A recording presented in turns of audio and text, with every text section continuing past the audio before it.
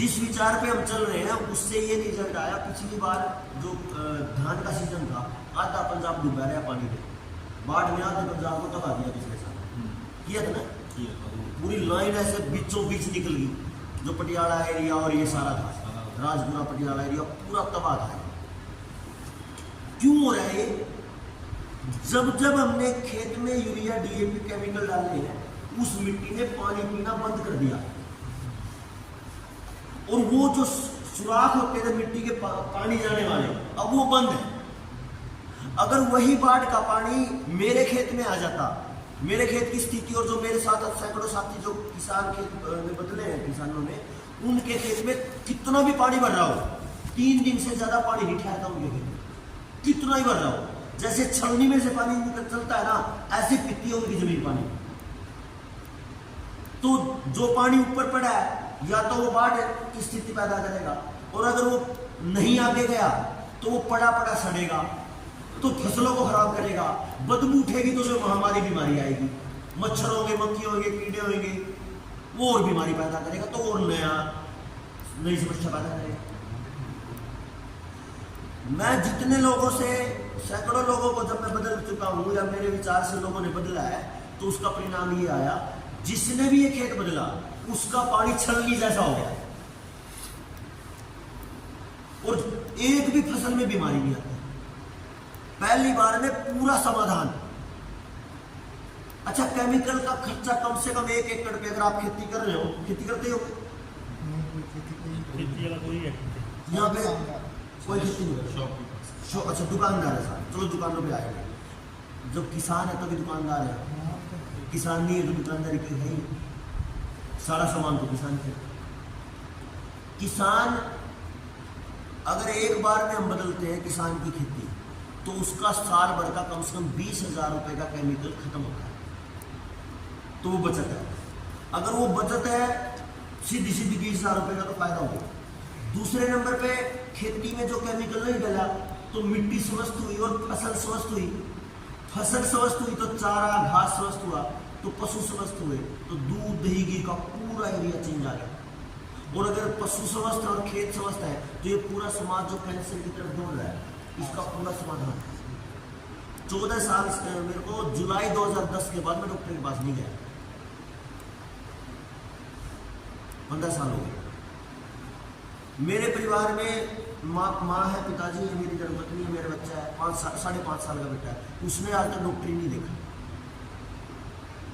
मैंने वो पूरा चेंज करके देखा और उसका परिणाम आया। ये षड्यंत्र जो है खेती का, ये उसी आदमी के पेट में से निकलता है जिस आदमी का माइक्रोसॉफ्ट, ठीक है जी। क्योंकि जो भी ड्रोन टेक्नोलॉजी आ रही है ना, स्प्रे करने वाली, सुना होगा सब, ड्रोन आ रहे हैं स्प्रे करने के लिए, वो टेक्नोलॉजी बिल गेट्स की है, blue river technology. Driverless tractor आ रहे हैं धीरे धीरे, वो टेक्नोलॉजी उसी की है। 5 लाख शेयर, एक बड़ी कंपनी है, नाम बाद में बताऊंगा बंद करने के बाद ये वीडियो। उस कंपनी के 5 लाख शेयर, जो जीएमओ बनाती है, केमिकल बेचती है, और जो ये सीडलेस जितने भी बीज हैं, जितने ये सब्जियां सीडलेस, उन सब का बीज वही बनाती है, और वही आदमी पूरी दुनिया को टिक्का देता है उस महामारी का, जिस महामारी में 10-12 लाख किसान बैठे रहे, एक भी नहीं मरा उस बीमारी से। तो उसका भी पता चल गया वो फर्जी थी, और लास्ट में भी इलेक्शन से पहले तो उस कंपनी ने कह दिया इससे अब हार्ट अटैक और कैंसर होते। हम इस बात को बीमारी की टिक्के आने से पहले ही कह रहे थे कि ये षड्यंत्र है, क्योंकि इन्होंने ये काम बहुत पहले से किया। ये आदमी इस पूरे खेल में, और इनका टारगेट है टोटल कंट्रोल। टोटल कंट्रोल कैसे होगा? अगर आपकी बैंकिंग इंटरनेट के कंट्रोल में है तो कंट्रोल में है, आपकी खेती अगर पानी के कंट्रोल में है, और पानी अगर किसी कंपनी की बिजली के कंट्रोल में है, तो आपकी खेती भी कंट्रोल में है। आपकी जिंदगी अगर सिविल स्कोर पे कंट्रोल्ड है, तो आप भी कंट्रोल्ड हो। सिविल से ही तो चल रहा है सारा, पूरी दुनिया का एक आदमी बैंकिंग से कंट्रोल है। अगर आपका सिविल नहीं है तो दम लगा लो, कुछ नहीं कर सकते आप। आपके खाते कई बार क्या करते हैं, खाते में 10 लाख पड़े हो, इनको लगा कि वो कुछ दिक्कत आ गई, सीधा सीज कर देते, बोले कि आपका तो केवाईसी नहीं हुआ। होता है ना सर, केवाईसी करवा के जाओ, अपने एक डॉक्यूमेंट दोबारा दे के जाओ। अरे जो डॉक्यूमेंट 10 साल पहले 5 साल पहले दे रखे हैं, अब नए बदल गए क्या? वही डॉक्यूमेंट फिर दे के जाओ, अपडेट करोगी तो वही आदमी है क्या? वही जिंदा है क्या? मेरा पैसा, मेरा धन, मेरी व्यवस्था, और कब्जा मार गया बैंक। ये कंट्रोल धीरे धीरे करके इन्होंने 2016 में जो नोटबंदी करी थी, उसके बाद डिजिटल इंडिया का जो नारा दिया था, उस डिजिटल इंडिया के नारे में से निकलता है। ठीक है जी बात। और इन्होंने धीरे धीरे करके रेडी वालों को, छोटे छोटे दुकानदारों को, सबको स्कैन बारकोड पकड़ा दिए, और अब धीरे धीरे कैश को इन्होंने खींच लिया। पहले 1500 के नोट बंद किए, 2000 के डाल दिए, अब 2000 के बंद कर दिए। कैसे करते हैं 2000 के बंद? किसी मंत्री के घर छापा मरवा देंगे कि इसके पास तो 400 करोड़ मिले, वो ये तो चोरी कर रहा है, बंद करो, ऑनलाइन करो, सेफ है, तो 2000 के खा गए। अब ये हरियाणा में 4 महीने पहले 500 के नोट 250 करोड़ पकड़वाए। अब वो कह रहे हैं देखो ये नोट कितने कब्जा करके बैठे, गलत है। अब 500 का नंबर आने वाला है 2-4 महीने में। डिजिटल करते ही आपका पूरा का पूरा कंट्रोल आएगा आधार कार्ड पे, आई गया ना जी। और आधार, ये जो सीबीडीसी आया है, central bank of digital currency, इसने एक और काम किया। अब आपको कैशबैक रुपए में नहीं मिलता, अब पॉइंट्स मिलते हैं, कॉइन्स मिलते हैं। इसका छोटे दुकानदार पे क्या असर आया पिछले 5 साल का? यहाँ पे छोटे मॉल वाला तो कोई होगा नहीं, दुकानदार ही है। आप समझना, हर आदमी को फोन पकड़ाया, बीमारियां जो फर्जी बीमारी आई दुनिया में, इसके बाद कह दिया कि स्कूल भी नहीं जाना, तो हर बच्चे को फोन देना पड़ गया। तो बच्चों की जिंदगी खराब, उसमें क्या देख रहे हो, नंगा नाच आ रहा है, बार बार चल रही है पढ़ाई, आ रहा है नंगा नाच, तो उनकी जिंदगी बर्बाद। वहां से पूरी तरह हर आदमी के घर में कई कई फोन हुए, 3-3, 4-4 फोन हो गए। उन फोनों को लगता है अच्छा, अगर मैं गांव के भाई से खरीदता हूं तो ये चीज 70 की है, मैं ऑनलाइन खरीदता हूं तो 55 की है, चलो ऑनलाइन मंगवा लेता हूं, घर देके जाए। इसको मैंने समझा कि जो वही चीज, वही प्रोडक्ट भाई के पास जाओ तो 70 का है, कंपनी उसको 55 का कैसे दे रही है, जो कि सारे खर्चे करने के बाद। मैं 2022 के जून में मुंबई गया, वहाँ पे एक ब्रांड है मार्ट करके, है ना, उसमें मैंने देखा एक एक सामान हजारों की तादाद में बना पड़ा, 4-4 मंजिल और इतना बड़ा मॉल की, उसमें तक समझ ही नहीं आता सारा सामान। मैंने उसको पूछ लिया कि भाई मैं एक फार्मर हूँ, अगर मैं आपको चावल दूँ तो क्या रेट लगेगा? उसने चावल वो रेट बताया जो किसान के घर में चावल का, मतलब धान का भी नहीं पड़ता। तो मैंने वो पूरा हिसाब लगाया कि ये इतना सस्ता कैसे देते होंगे। पता चला चावल के ऊपर से पहले उतारेंगे वो राइस ब्राउन, जो ब्राउन पॉलिश, उस पॉलिश को उतार के बड़ा महंगा बेचेंगे, क्योंकि उनके पास व्यवस्था है। पॉलिश में से तेल निकालने का प्रोजेक्ट 200 करोड़ का है, आम आदमी लगा ही नहीं सकता, अडानी जैसा लगा सकता है। तो उसने पॉलिश उतारी, उसका तेल निकाल के सारा चावल का खर्चा तो उसमें से निकाल लिया। अब वो उस चावल को अगर फ्री में भी दे देगा तो ही बात बनेगी। तो किसान तो नहीं दे सकता, मैं तो नहीं दे सकता। तो जब एक क्वांटिटी में आप खरीद पाओगे अपनी दुकान के लिए मैक्सिमम 200 पीस, वो खरीदेगा 2000 पीस या 20,000 पीस, तो वो तो पैसे में खेल जाएगी कंपनी। आपको देने पड़ेंगे, आप 1 रुपया रखोगे, वो 5 पैसे रखेंगे प्रॉफिट। अगर 20,000 चीज बिक रही है, 5-10 पैसे बच रहे तो भी हजारों में और 1 महीने में लाखों में जाएगा। आप बेचोगे तो क्या बचेगा? आप 5 पैसे रखोगे तो किराया भी नहीं निकलना, खर्चे भी नहीं निकालने, बिजली का भी नहीं निकलना। तो उन्होंने क्वांटिटी पे खेल के और सारा का सारा ऑनलाइन कर दिया, और ऑनलाइन कर दिया सस्ता। और उस ऑनलाइन के चक्कर में गांव का, शहर का, छोटे शहरों का जो आम किसान, जो दुकानदार है, उसकी ब्रांड माटी मिट्टी पलीद करने की पूरी तैयारी है। आपको ये बात समझ आई होगी दुकानदारों के साथ ये क्या होगा अगर हम नहीं खड़े हुए। इससे एक और चीज निकल के आई है 20 साल पहले ही कर दिया था सर ये। जब सहवाग चिल्ला चिल्ला के बोला करता ना, कर लो दुनिया मुट्ठी में रिलायंस, वो इसकी शुरुआत थी। ये 20 साल पहले कर दिया था, 20 साल पहले। तो अब धीरे धीरे करके ये जो आज धीरे धीरे दूर था, अब वो अपने टेटवे पे आ चुका और दबने वाला है। जितने भी दुकानदार है, कोई बिजनेस कर रहा है, किसी न किसी टाइप का उसके ऊपर लोन है, तो अपना काम चला रहा है समाज। अब लोन का चुकता तो तब होगा ना जब आपके पास कमाई होगी।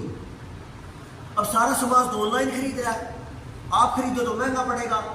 कंपनी सीधी direct to customer, C2C B2B वाला जो कंसेप्ट है ना, B2C वाला। अब वो क्या सीधा सीधा इस कम्युनिटी को, जो गांव की या शहर की छोटे बाजार की कम्युनिटी है, उसको सीधा सीधा खा जाएगा। और इसको खाने के लिए बड़े मॉल की जरूरत नहीं। अब तो फ्रेश आ रहा है कि नहीं आ रहा है? आर फ्रेश आ रहा है ना, ग्लेस्ट फ्रेश आपके हर 2-4 किलोमीटर पे मिलेगा, और उसके साथ वही खेल। तो अब करें तो करें क्या? सबके बच्चों की रोटी, सबके बच्चों की रोजी बड़ी परेशानी है। किसान केमिकल से बर्बाद है। किसान ने किसान क्रेडिट कार्ड लेके 1 लाख रुपए का वो नहीं भर पा रहा है क्योंकि उसकी आमदनी नहीं है। घर बीमार कितना ज्यादा है, उसका खर्चा है। पशु बीमार है, उसका खर्चा है। खेती चौपट है, तो वो हटा दिया। बच्चों को इतना ज्यादा डोज दे दी, 3 डोज दे देते हैं माँ के पेट में, 2-3 डोज दे देते हैं जन्म के टाइम डिलीवरी पे, 9 महीने रखते हैं बेड रेस्ट, काम करने नहीं देते ना, है ना। तो काम नहीं करेगा तो शरीर जाम है, तो फिर ऑपरेशन हो, काट के बच्चा पैदा करवाना, फिर उसके बाद उसको टिक्के लगने, और फिर अगले 5 साल तक उसको दे देना अंदर टिक्के ही टिक्के हैं। तो बच्चों को तबाह कर दिया। इस बच्चों वाले कंसेप्ट पे बिल गेट्स ने 2011 और 2015 में बोला था। दोनों वीडियो पड़ी है, एक चैनल है टेड टॉक, आप सर्च करना अगर किसी भाई को लगे सर्च करने का, TED टेड टॉक, एक एजेंसी है शायद अमेरिका की है, उसके इंटरव्यू पढ़े। 2011 में वो ये कह रहा है कि हम दुनिया की जनसंख्या को पिछले 15 साल में, 10 साल में, 2000 से लेके और 2011 तक 15% कम कर चुके। कैसे कर चुके? कॉन्डोम्स, आई पिल्स, गर्भ निरोधक गोलियां इतनी खिला दी, जिन औरतों ने लगातार खाई, सबके यूट्रस के ऑपरेशन करके बाहर फेंक दी। आप घरों में जिन औरतों की उम्र 40 से पार है, या अभी 40-45 से ऊपर है, ज्यादातर के यूट्रस के ऑपरेशन हो चुके। इतनी परेशानी आई। और 2015 में वो ये कह रहा है कि अब जनसंख्या बहुत ज्यादा है, दुनिया में कार्बन डाइऑक्साइड बहुत ज्यादा पैदा हो रही है, क्योंकि ये लोग सांस ले रहे हैं, फिर ये मोटरसाइकिल चला रहे हैं, फिर ये कार चला रहे हैं, इनको कम करना पड़ेगा। और इसका एक ही तरीका है, जैसे पिछली फर्जी महामारी की बात आई थी, उसमें जो डोज दी है, अगला तैयार है पॉक्स के नाम से, आ गया ना, बंदर पॉक्स,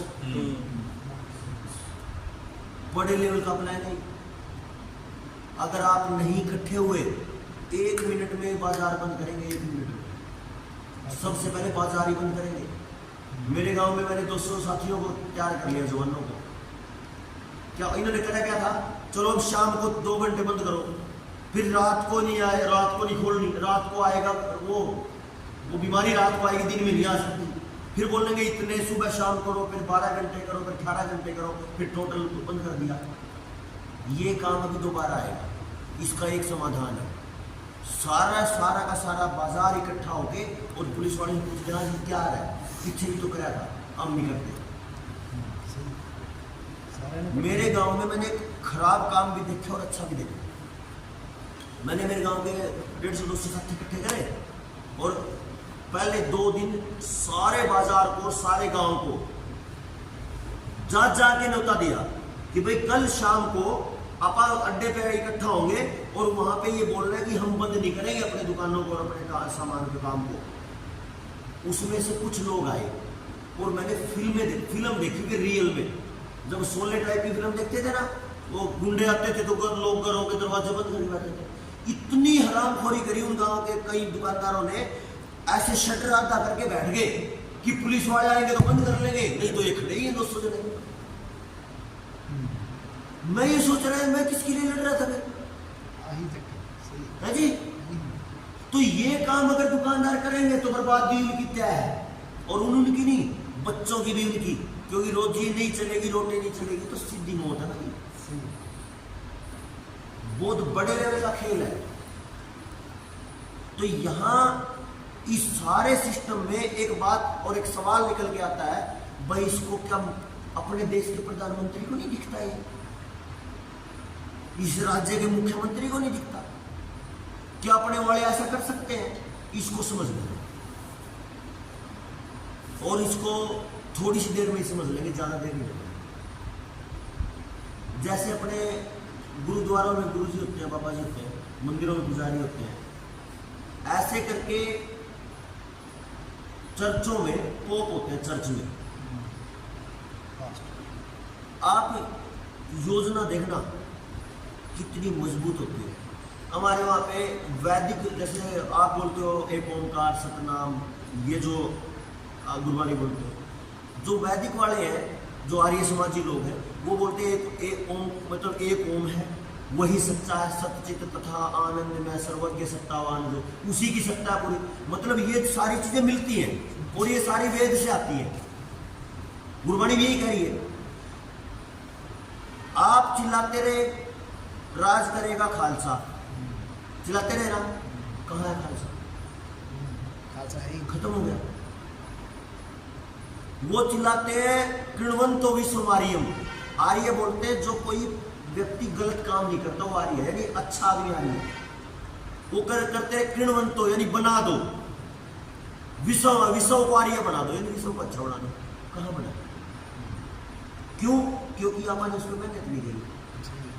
और ये हजारों साल से तो वो बोल रहे कृणवंतो विश्वमारियम, और मेरे ख्याल से 500 साल से आप भी बोल रहे। बोलने में कुछ नहीं, बोलने से तो कुछ होता नहीं। तो इससे क्या हुआ, इसके बराबर में जिसने काम किया उसको समझना है, तो मेरी सारा समझ आ जाएगी। खेल इतना जो मैं बोल रहा हूं वो क्या है। 1012 में एक पोप, वेटिकन सिटी का पोप, जो दुनिया का सबसे बड़ा चर्च है, उसका पोप कहता है अपनी पूरी दुनिया के मौलवियों को, क्या बोलते हैं इसको, पादरियों को बुला के, पोप को बुला के, कि पूरी धरती हमारी है। बाइबिल कह रही है कि पूरी धरती हमारी है, तो हम राज करेंगे इस पर। तो किसी ने पूछा कि ये तो बेवकूफी की बात है, पूरी धरती पे कैसे कब्जा कर लोगे तुम? बोले तुम्हें कुछ केवल जो बताया जाए वो मानना, बाकी कुछ नहीं करना, है जी। तो उन्होंने अपने प्लान बनाए, और ये इसका नाम है people bull, first people bull 1012। अगर आप इंटरनेट पर सर्च करोगे तो कुछ मिलेगा, अध्यादेश है। कारण क्या था? ये छोटी चर्चा है, ज्यादा लंबी नहीं है, क्योंकि निचोड़ करता हूं मैं अभी। ये सारा मैंने जो बताया वो निचोड़ में किया। अपना जो भारत है, अगर आप 500 किलोमीटर 700 किलोमीटर ऊपर जाओगे तो -44 डिग्री है, -45 डिग्री है। लेह लद्दाख सियाचिन जमा रहता है, इतनी ठंड है। और जब अभी हरियाणा में आप आराम से बैठे हैं 25, 26, 30 डिग्री में, फिर और नीचे जाओगे साउथ साइड जाते जाते +50 डिग्री हो जाती है, यानी 95 डिग्री तापमान का अंतर है। और जिस जगह पे सूरज जितना ज्यादा ऊपर नीचे होता है, यानी तापमान जितना ज्यादा गैप करेगा, उसमें उतने ज्यादा पौधे उगेंगे। अगर राजस्थान होगा तो एक टाइप के पौधे, चेरापूंजी होगा बारिश है तो कुछ टाइप के पौधे, बर्फ होगा तो कुछ टाइप के पौधे। लेकिन अगर सारे टाइप के मौसम होंगे तो सारे पौधे उगेंगे। इसलिए अपने आप यहाँ पे आयुर्वेद बहुत ऊंचा निकला, क्योंकि लाखों वनस्पतियां हैं। इन वनस्पतियों के दम पे भारत का जो व्यापार है वो हजारों साल तक चलता रहा, क्योंकि यूरोप में बर्फ ही बर्फ है, अमेरिका में बर्फ ही बर्फ है, तो वहां खाने को तो कुछ है नहीं, तो यहां से जाता रहा सारा। अफ्रीका जड़ा रहता है, वो जमे रहते हैं, वो जड़ा रहता है, वहां पे केवल रेगिस्तान है। तो यहां से पूरी दुनिया को सप्लाई हुआ। तो वहां जब कुछ खाने को नहीं होता था तो बहुत सारे जहाजों को वो लोग लूटते थे, और उन लुटेरों में 2 लुटेरे जरूर बड़े थे, जिसको कहते हैं, उसने भारत की खोज करी। वास्को डी गामा पुर्तगाल का बड़ा लुटेरा था। और कोलंबस, आपने सुना होगा, कोलंबस भी एक बड़ा लुटेरा था। वास्को डी गामा भारत की तरफ आया और वो अमेरिका की तरफ गया।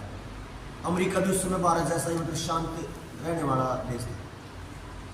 उन्होंने लूट मचाई करते रहे और यहाँ फिर जैसे जैसे आए वहां पे लुटे, उनकी पीढ़ियों ने लूटा। फिर 1492 की बात है, 1492 में इन दोनों गिरोहों का, जैसे दो गुंडे गिरोह, जैसे दो राजनीतिक पार्टी के गुंडे ही तो हैं, ऐसे ही उनके भी गुंडे थे। तो उन दोनों का झगड़ा होकर वो चले गए फिर उसके चर्च के पादरी के पास, जो 1492 में पादरी था। बोले जी हमारा झगड़ा है कि इसमें एक काम करो, आप दोनों एक ही मत को मानने वाले हो, बाइबिल को तू पढ़ता है, बाइबिल को तू पढ़ता है, तुम क्यों झगड़ते हो भाई? तुम तो एक ही बाप की पैदाइश हो। तो ऐसा करो, आज ये लंदन में हम बैठे हैं, लंदन को केंद्र मानो, पूर्व वाला एक चला जाओ, पश्चिम एक चले जाओ, बचाओ अपना, बचाओ लूट, बढ़ाओ अपना व्यापार। 1492 के बाद आज अगर हम अपना टाइम सेट करते हैं तो दिल्ली का टाइम +5:30 है, पता है इसको? और जीरो किसका है? लंदन का। तो पिछले 600 साल से उनको फॉलो कर रहे हैं इस तरीके से, और आज भी कर रहे हैं।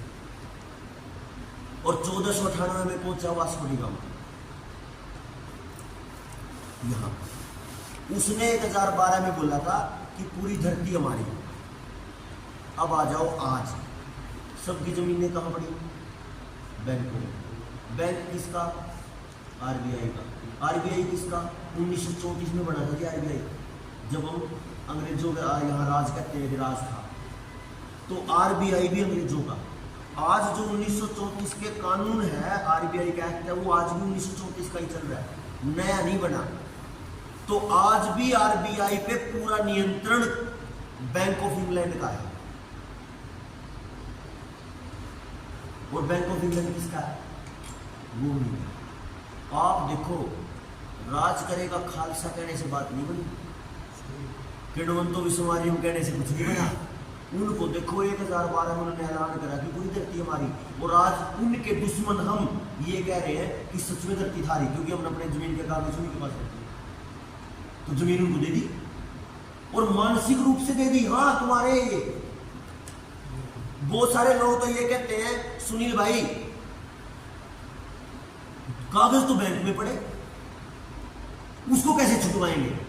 मैं बोलता हूँ अरे भाई तेरे पास जमीन है ना? जमीन है। अच्छा, उसमें चावल उग रहा है, अनाज उग रहा है ना, तेल उग रहा है, सरसों उग रही होगी, फिर तू उस कागज का क्या करेगा? पड़े रहने दे। लेकिन कब तक? जब तक चोर आएगा तब तक। और अगर चोर ने कब्जा करने की सोची तो फिर चोर को लठ मारने वाले उससे ज्यादा होने चाहिए, तो बात बनेगी।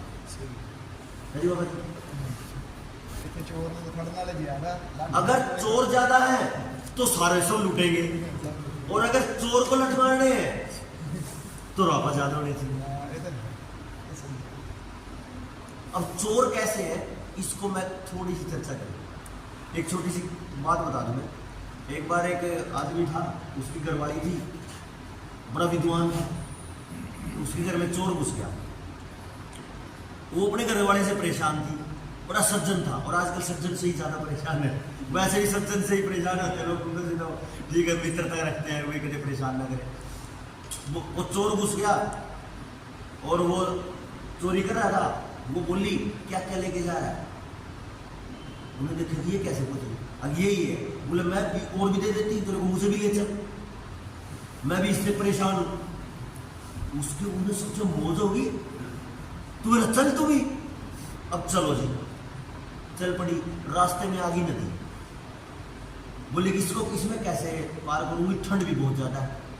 बोले वो मैं इंतजाम करता हूँ, एक काम करिए सारा सामान मुझे दे, और तेरे कपड़े भी जाएंगे, कपड़े भी निकाल के दे। उसको नंगी करके बैठा दिया दूर, और लेके, और उसको तैरना आता था, उसको सामान को लेके एक हाथ पर तैर के उधर चला गया। अब वो तो इंतजार में थी, पर वो थोड़ा इंतजार में था, वो तो उसको सामान भी ले गया और कपड़े भी ले गया। अब वो बैठी बैठी रो रही, मैं तो चोर की हो पाई और अपने वाले को छोड़ा ही। अब रो रही थी, उसके बराबर में एक कुत्ता आ गया, उसके मुंह में मांस का टुकड़ा था, कहीं से गिर गया उसको। उसने देखा कि जहां वो औरत बैठी है किनारे पे, उसके पास एक मछली पानी में से उछल के किनारे पे आ पड़ी। अब कुत्ते को लालच आ गया कि जो मुंह में है वो तो तेरा है ही, इस पे मार झपटता मछली पे। उसने वो तो रख दिया दूर मांस का टुकड़ा, और मछली की तरफ बढ़ा, वो मछली उछल के पानी में कूद गई, और जो वो मांस का टुकड़ा था उसको एक पक्षी ले उड़ा, और वो जो औरत बैठी थी नंगी हुई, वो उसकी तरफ देख के हंस पड़ी। और फिर वो कुत्ता कहता है उसको, तो तू भी हंसने लायक है, तू भी हंसेगी क्या मेरे ऊपर? ना चोर की हो पाई ना अपने घर वाले की। ये हालत आज अपने समाज की है। कैसे चोर आया, बड़े प्यार से आपको कर्जदार कर गया, अब ना तो आप चोर के हो पाए क्योंकि उसको तो आपका घर चाहिए, या तो किस्तें दो लूटते रहो, नहीं लूटो तो जमीन दो, नहीं लूटो तो जायदाद दो, नहीं तो इज्जत दो।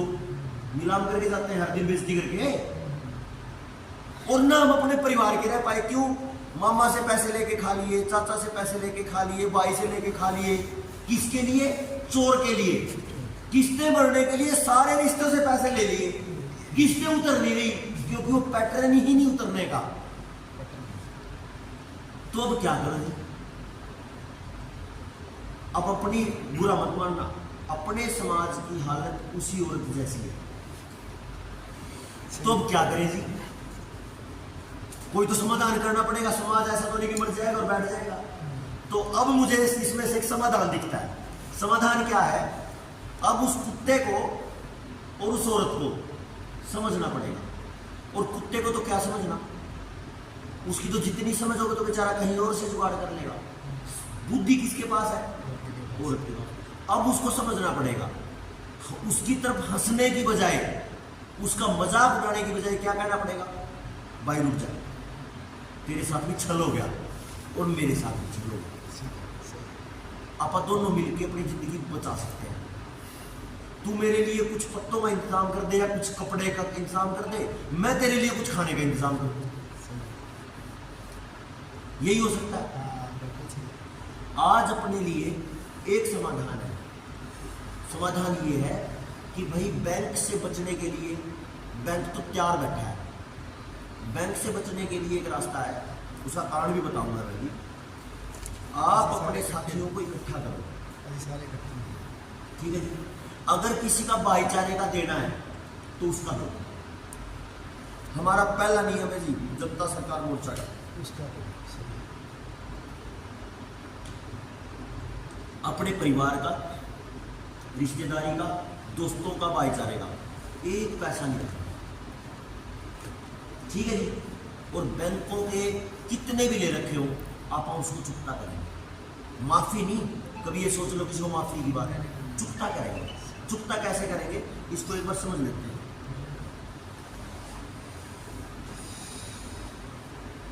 हमने आरबीआई को पूछा था, और अभी एक बार अगर आप सारे फोन निकाल लो या निकाल लेना बाद में, सर्च करना नेशनल डेट क्लॉक, भारतीय राष्ट्रीय कर्ज घड़ी, गूगल पे सरकार की वेबसाइट, उस पे घड़ी चल रही है टिक टिक टिक टिक टिक टिक करके, और उस पे कुछ डिजिट बदल रहे हैं, नंबर बदल रहे हैं उसमें। क्या है? हर सेकंड 1,60,000 के आसपास ब्याज, कर्ज का ब्याज बढ़ रहा है पूरे देश पे। 1 मिनट में 1 करोड़, 24 घंटे में 1440 करोड़, और 1 साल में देखो 500 करोड़ के लगे। ब्याज है। और हर बार अगर आप बजट देखोगे तो हर बार बजट घाटे का है। तो जिस देश के राजा को घाटा हो वो कर्जा कैसे उतार देगा? मेरी बात लॉजिकल लग रही है क्या आपको? बिल्कुल सही है। अगर एक बाप के पास हर दिन का खर्चा ही नहीं है तो कर्जा कैसे उतारेगा वो? और जब ये बात अभी आप सर्च करना बाद में। हमने पूछा देश के ऊपर कर्जा कितना है, तो बैंक को कुछ तो कर्जा ले रखा है सरकार ने बैंकों से, वो कर्जा है 243 लाख करोड़ का, कुछ दिन पहले अब बढ़ गया होगा। कुछ कर्जा है जो लोगों ने ले रखा बैंक से, वो है 210 लाख करोड़ के आसपास कुछ दिन पहले। तो 450 लाख करोड़ के लगभग का कर्जा था कुछ दिन पहले, वो बढ़ा हुआ होगा कितना, वो देखना पड़ेगा। पूरे देश पे आज कर्जा 450 लाख करोड़ का है। फिर हमने पूछा देश पे करेंसी कितनी है, ये नोट कितने हैं, तो पता चला 34 लाख करोड़ के। अच्छा, आपने तो, आप तो दुकानदार हो, कोई भाई 2000 रुपये लेके आया सामान लेने, आपने 2000 के बदले उसको 5000 का सामान दे दिया गया, या जिसके पास 2000 है वो 2000 से ज्यादा आपको दे सकता है क्या? भी मेरी जेब में 500 रुपए है, आप बोलो 600 दे, मैं दे सकता हूं क्या? हाँ ना करो, नहीं दे सकते ना। तो हम जब 1 रुपया भी फालतू नहीं दे सकते, तो बैंकों के पास तो केवल 34 लाख करोड़ के नोट थे, तो उसने 450 लाख करोड़ का लोन कहां से दे दिया? ये है बड़ा प्लान, बड़ा चक्कर, जिसमें पूरा देश फंस गया। फिर एक बात जो बुजुर्गों से अगर पूछो, तो बुजुर्गों से पूछते हैं तो वो कहते हैं कि जो नोट छपते थे वो सोने के बराबर में छपते थे, और उसकी पुष्टि करती है ये किताब। ये किताब एक ऐसी किताब है जिसके लोगों के पढ़ने के बाद इस देश में नेताओं को लोग जूते मार सकते हैं। और ये किताब को उन्होंने भी नहीं पढ़ा जो इस आदमी को सबसे बड़ा मानते हैं। अंबेडकरवादी लोगों ने भी अंबेडकर की सच्चाई को नहीं पढ़ा। मैं कुछ दिन से इसको पढ़ रहा हूं। इस किताब ने बताया कि कब सोने के बराबर में नोट छापना बंद कर दिया सिस्टम ने।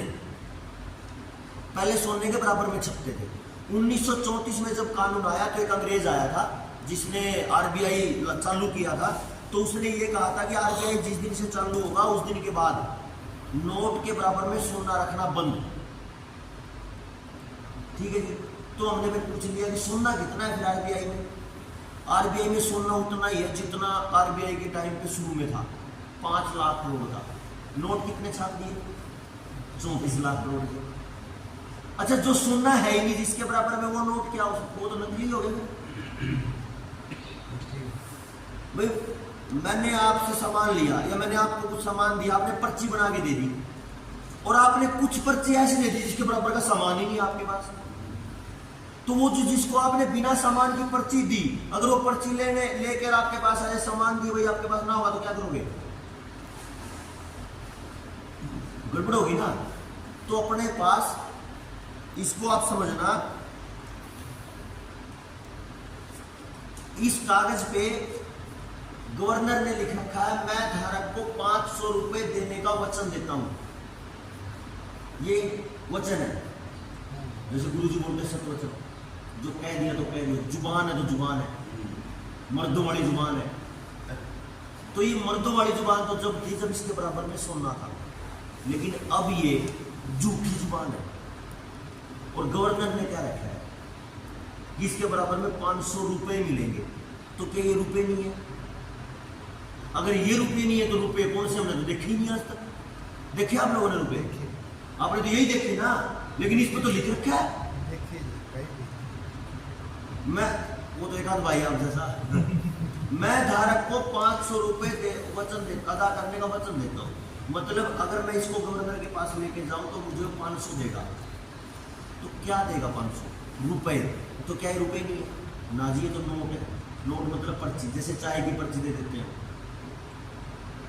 तो फिर रुपए कौन से? इसको समझा। इसको समझने की जो बड़ी क्या टाइम क्या होगा?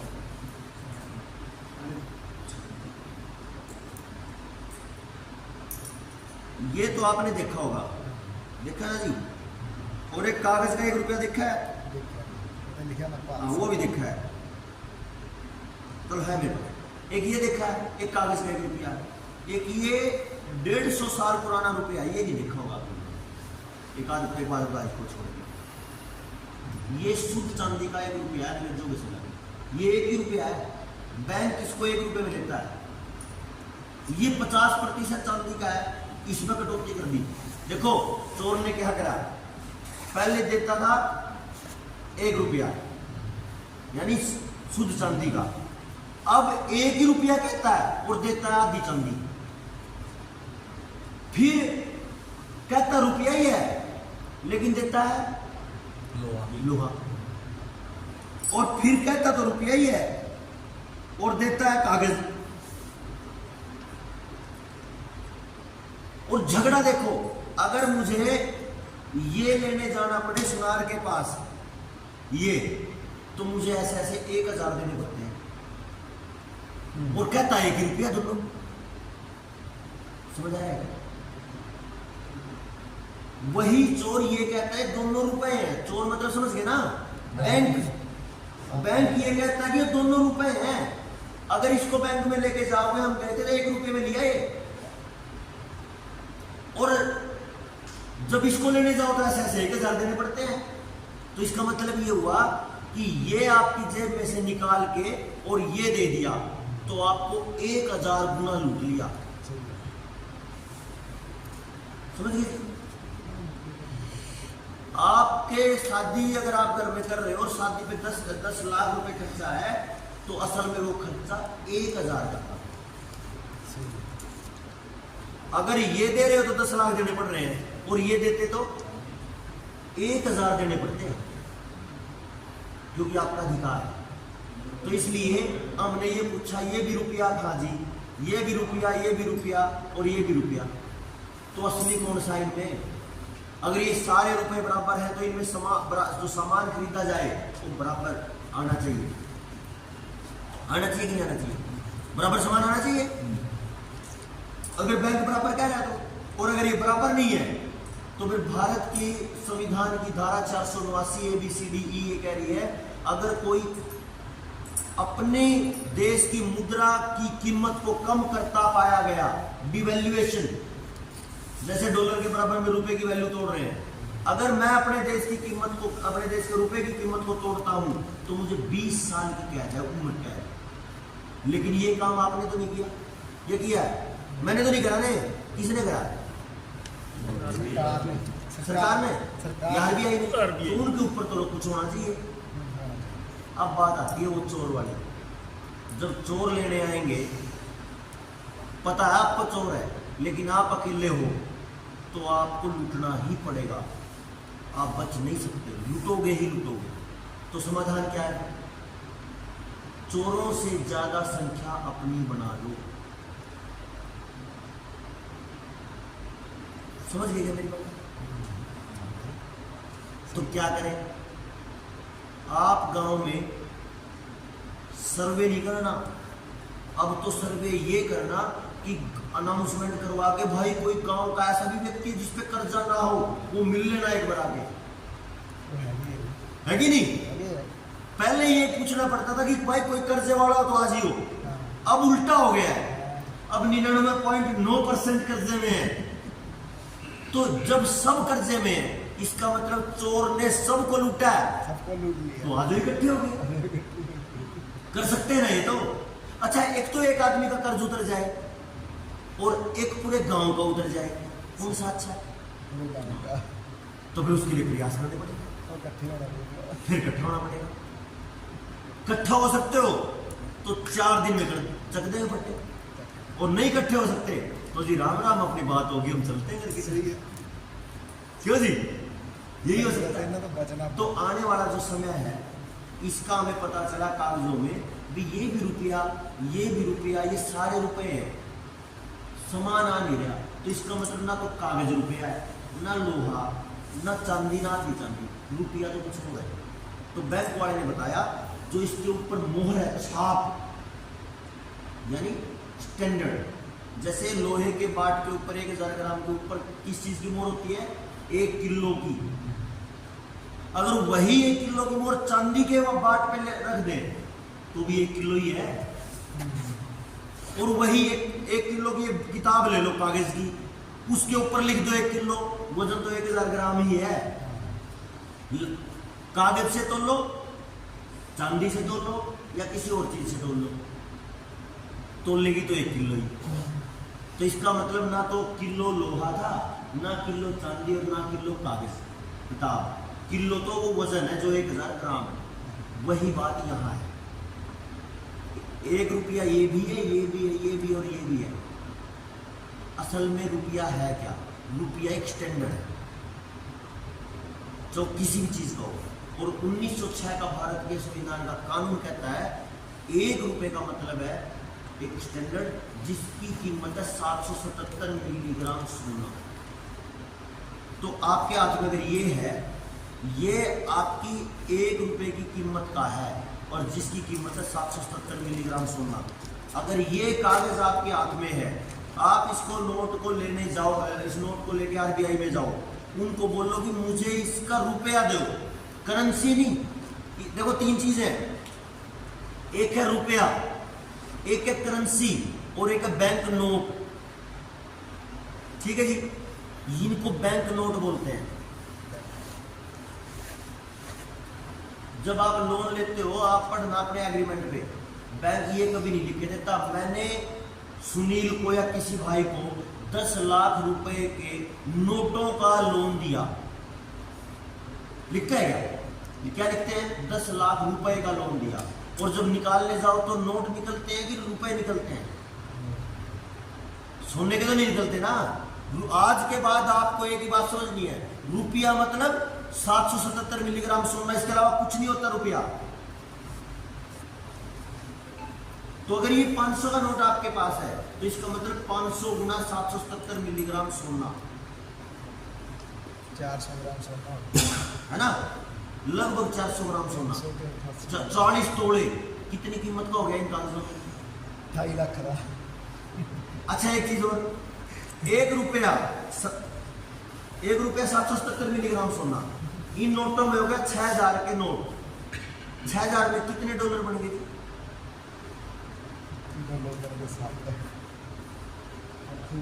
856 $75 अच्छा, जिसके 1 रुपए में $75 हो, उसको जमीन बेच के बाहर भागना पड़ जाए।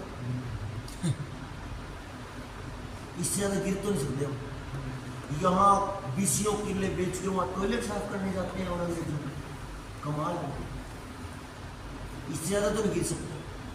उन सारे नौजवानों को उल्टा लेके आने का प्लान है हमारा, अगर आप साथ दो तो। मैं पंजाब को सड़ता पंजाब नहीं देखना चाहता, चलांगे, है ना। मेरा मन कई बार क्या कहता है कि पंजाब में कोई सभा हो और हम ऊपर से देखें ड्रोन से, तो रंग बिरंगी पगड़ियों से पता चले ये है रंगला पंजाब, सड़ता पंजाब नहीं।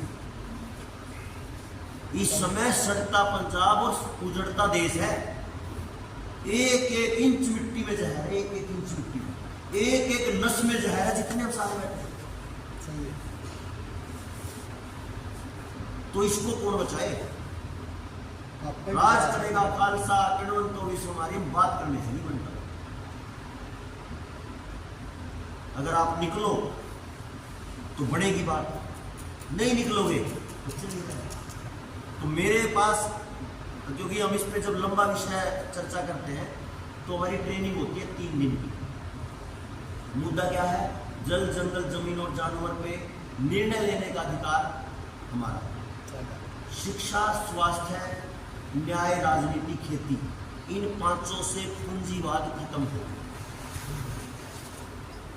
ताकि समाज में न्याय मिल सके हर तरह की। इन 5 और 4 9 बिंदुओं पे हम 3 दिन की ट्रेनिंग रखते हैं। 3 दिन में कम से कम 35-40 घंटे बोलते हैं हम, तो जाके हमारे विषय कुछ पता चलते हैं कि हम करना क्या चाहते हैं और हमें किस खतरनाक बात का पता चला हुआ। कितने दिन में ट्रेनिंग? तो हम 1-1.5 घंटे में तो इतना ही बता पाएंगे, है जी। तो मेरा निवेदन आप सबसे,